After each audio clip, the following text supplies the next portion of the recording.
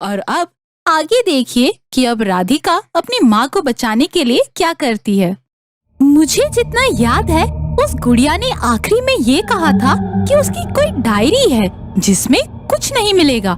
मुझे तो सबसे पहले वो डायरी ही ढूंढ निकालनी होगी। राधिका ने एक एक कर हर जगह हर कमरे में ढूंढना चालू कर दिया, मगर उसे कहीं भी कोई डायरी नहीं मिली।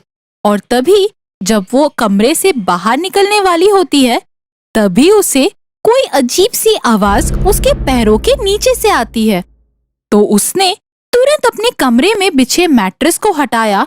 उसने जैसे ही उसे हाथ लगाया, वो अचानक से खुल गया और राधिका उसके अंदर सीधा नीचे जा गिरी। ये कैसी जगह है? ये तो बेसमेंट भी नहीं है। थैंक गॉड कि मेरे पास मेरा फोन है। फ्लैशलाइट ऑन कर लेती हूँ, यहाँ कुछ ना कुछ तो जरूर मिल जाएगा। राधिका अब उस तहखाने में इधर उधर उस डायरी को ढूंढने लगती है और थोड़ी ही देर बाद उसे एक अजीब सी चीजें दिखाई दी, जिसे देखकर वो समझ ही नहीं पाई कि आखिरकार वो क्या थी। ये हवा में क्या हो सकते हैं? लगते तो इंसानों की तरह हैं, मगर इंसान हवा में कैसे लटके रह सकते हैं? ना तो कोई हिल रहा है और ना ही कोई आवाज हो रही है। अरे लगता है कोई आ रहा है, मुझे छुप के देखना चाहिए। हो ना हो ये वही गुड़िया होगी। और उसका अंदाजा एकदम सही था। वो गुड़िया ही उल्टा चलते हुए आ रही थी और फिर उसने ऊपर हवा में से एक इंसान को नीचे उतारा और उसमें उसकी जान फूंक दी। देखो, हम सबको छोड़ दो। तुम्हें क्या मिलता है ये सब करके? हम सबको वापस जाने दो। तुम्हें नीचे उतारा गया है मेरी सेवा करने के लिए, मेरा दिमाग खराब करने के लिए नहीं। चुपचाप पैर दबाओ मेरे। ये कैसे हो सकता है? इस आदमी में इसने जान कैसे फूंक दिया? ये सब क्या हो रहा है? मुझे तो कुछ भी समझ नहीं आ रहा। अरे यहाँ तक कोई आ ही नहीं सकता। वो राधिका क्या ही आ पाएगी यहाँ तक? कुछ दिनों बाद उसे भी उठा लाऊंगी यहाँ। ये तो मेरा पैदाइशी शौक है लोगों को अपने अंडर रखकर काम करवाने का। बस वो डायरी और मोती सही सलामत रहे तो मेरी जिंदगी और ये सारे इंसान वैसे के वैसे ही रहेंगे। मुझे जल्दी से उस डायरी का पता लगाना होगा। इतना कहते ही उसने दीवार पे हाथ डालकर उठना चाहा, मगर ये क्या, वो दीवार अपने आप खुल गई और अंदर एक डायरी पड़ी मिली। उसने उस डायरी को पूरी तरह से पढ़ लिया और उस डायरी में एक नक्शा था जो उसे उस मोती तक ले जाए। उस नक्शे को देख देख कर वो उस मोती तक पहुंच गई और वो मोती लेकर वो सीधे पहुंच गई उस गुड़िया के पास।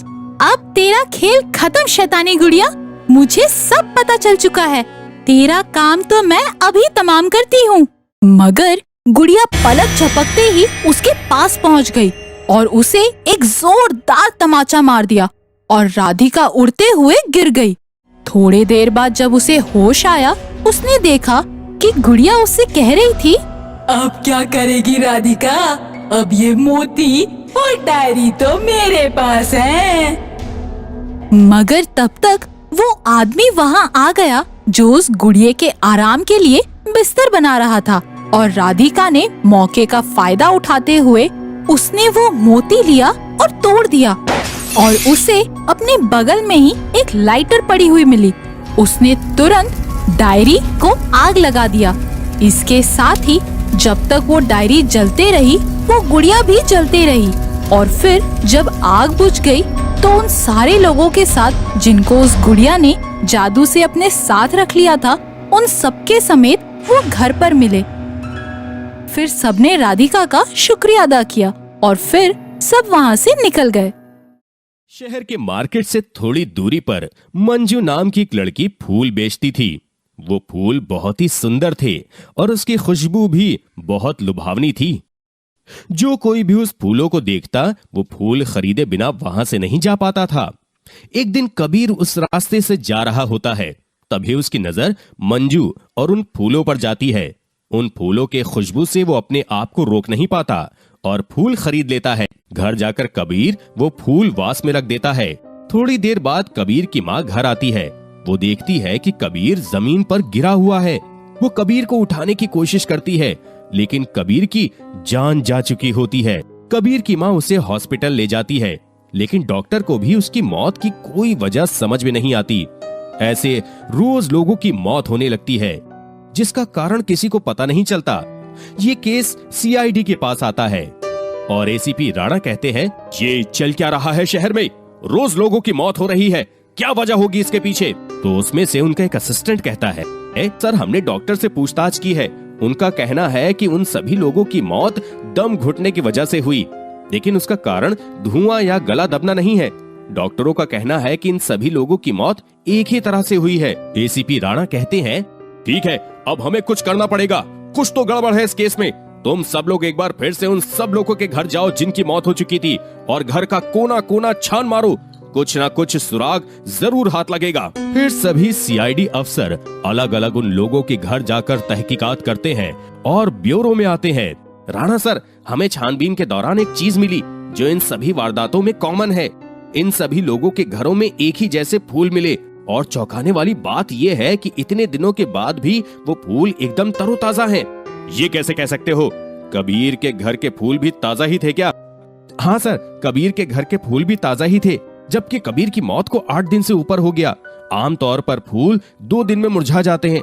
ये कैसे अजीब फूल है, समझ में नहीं आ रहा। हो ना हो इन लोगों की मौत की वजह इन फूलों से ही जुड़ी है। ये फूल कौन बेचता है, इसके बारे में पता करो, जल्दी जल्दी पता करो। अब इन फूलों से ही इन मौत की गुत्थी सुलझेगी। सभी सीआईडी अफसर पूरे शहर में फूल कौन बेचता है इसका पता लगाते हैं, लेकिन उन्हें ऐसा कोई फूल बेचने वाला नहीं मिलता। रात को सब घर जाने के लिए निकलते हैं। शहर से थोड़ी दूर आने पर एक सीआईडी को मंजू दिखाई देती है, फूलों के साथ। हाँ, वो तुरंत एसीपी राणा को फोन करता है।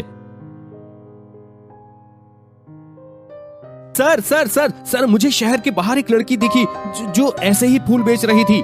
गुड गुड गुड, तुम एक काम करो, तुम अपने साथ एक और सीआईडी अफसर को लेकर जाओ और उस लड़की पर नजर रखो, मैं फौरन आता हूँ। सीआईडी ठीक कहता है और अपने साथी को बुलाता है। दोनों मंजू पर नजर रखते हैं। थोड़ी देर बाद मंजू अचानक से फूलों के साथ गायब हो जाती है। दोनों सीआईडी अफसर दंग रह जाते हैं ये सब देखकर। वो सोचते हैं कि ऐसे कैसे कोई लड़की गायब हो जाती है। अगले दिन ब्यूरो में, सर कल हमने उस लड़की पर नजर रखी थी, लेकिन वो अचानक से गायब हो गई। ये क्या बोल रहे हो तुम लोग?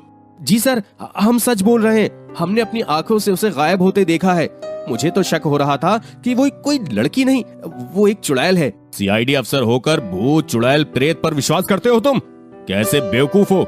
नहीं सर, मैं विश्वास तो नहीं करता, लेकिन जो अपनी आंखों से देखा उसे नजरअंदाज कर भी तो नहीं सकता ना। ठीक है, कल हम सब उस लड़की के पास जाएंगे।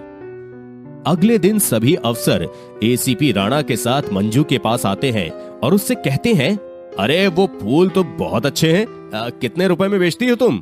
हाँ, फूल तो बहुत अच्छे हैं, इसकी खुशबू भी कितनी लुभावनी है ना। मेरी तो जान बसती है इन फूलों में। लेकिन इतने सुंदर फूल आप लाती कहाँ से हो? जी, शहर से दूर मेरा बगीचा है, वहीं से लाती हूँ। अच्छा अच्छा अच्छा, तो ये फूल कितने दिनों तक ताजा रहते हैं? जी, आप ऐसा क्यों पूछ रहे हैं? फूल तो मुरझाते ही है ना। हाँ वो भी है, हमें ये सारे फूल चाहिए, शायद और ज्यादा की भी जरूरत पड़ेगी। तो क्या हम आपके साथ आपके बगीचे में फूल लेने के लिए चल सकते हैं? नहीं नहीं, आज तो मैंने सारे फूल तोड़ लिए हैं, अभी आज तो नहीं मिलेंगे। ठीक है, जितने हैं उतने ही दे दो, मेरे सारे लोग ये फूल उठा लेंगे। चुड़ैल खुश हो जाती है सब देखकर कि इतने सारे लोग एक साथ फूल उठाएंगे तो सब अपनी जान से हाथ धो बैठेंगे। सीआईडी हाथों में फूल पकड़ते हैं और चलने लगते हैं। चुड़ैल जोर जोर से हंसने लगती है और राणा उससे पूछते हैं, क्या हुआ भाई, तुम इतनी जोर जोर से क्यों हंस रही हो? तब चुड़ैल कहती है, अब ये सब एक साथ मारे जाएंगे। इन फूलों को पकड़कर सजाने वाला इसी खुशबू से दम घुटकर मर जाएगा और उनकी उम्र मुझे लग जाएगी। आज तक तो रोज एक ही फूल ले जाता था कोई ना कोई, लेकिन एक साथ सबकी उम्र अब मुझे लगेगी। मतलब सच में तुम एक चुड़ैल हो? हाँ हूँ, लेकिन तुम मेरा कुछ नहीं बिगाड़ सकते। राणा अपने अफसरों से वो फूल मंदिर में चल रहे हवन में डाल देने को कहता है। चुड़ैल कहती है, नहीं नहीं, ऐसा मत करो। सभी अफसर जल्दी से पास वाले मंदिर के हवन में वो सारे फूल डाल देते हैं। जैसे ही फूल जलने लगते हैं, चुड़ैल भी धुआं बन जाती है और खत्म हो जाती है।